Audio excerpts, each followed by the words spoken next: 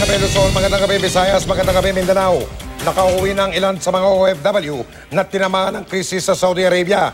Ang tanging baon nila, pag-asa. May pangakong tulong sa kanila si Pangulong Duterte at isa na rito ang pagpapaaral sa kanilang mga anak. Nakatutok si Joseph Moro.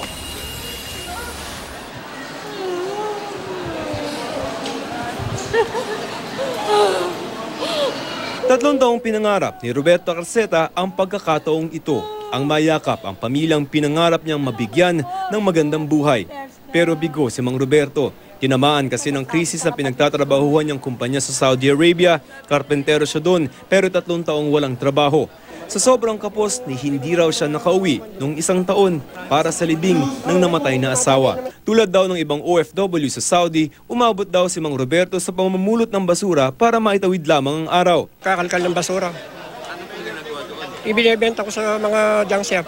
Wala na akong choice na kasi pag nakabenta ako noon, may pambili akong load.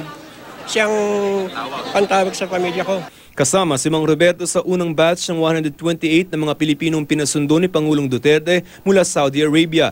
Halos lahat sa kanila walang dalang pera maliban sa 500 real na naibigay ng kumpanya. Ito yung pila noong ating mga kababayan na kagagaling lamang sa Saudi. No? Ito yung para dun sa 5,000 na ipinangako ni Presidente Duterte sa kanila.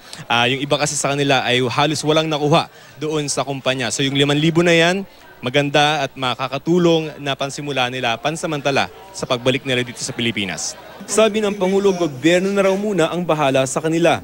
Bukas daw ang programang 4-piece para sa mga ito kung talagang kapos. Pwede rin daw silang bigyan ng 1 sako ng bigas buwan-buwan habang wala pang trabaho. Pati ang pag-aaral ng mga anak, sagot daw muna nila. You can enroll your children sa state universities. Ako na magbayad. Diretso na ang billing sa Office of the President. Ayon kay Labor Secretary Sylvester Bello III, 7,000 mga Pilipinong walang trabaho pa ang kailangang iuwi sa Pilipinas. Pero tumutulong naman daw ang pamahalaan ng Saudi Arabia. Sayang kasi nangako yung hari. Nasasagutin niya yung plete ng ating mga OFW eh. Oo. Iniisip ko nga, baka humingi ako ng refund eh. Sa harap din ng mga OFW, itinanggi ni Duterte na may balak siyang maging diktador. Wala akong balak na maging diktador. Abogado ako. Ang nanay ko, Yellow Friday leader sa Davao. Sabi nila, Marcos, far from it.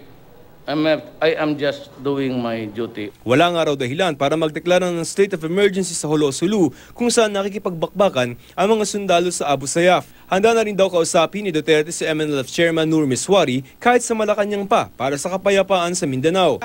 Sa Sabado, tutulak ang Pangulo sa Brunei bago pumunta sa Laos para sa ASEAN Summit.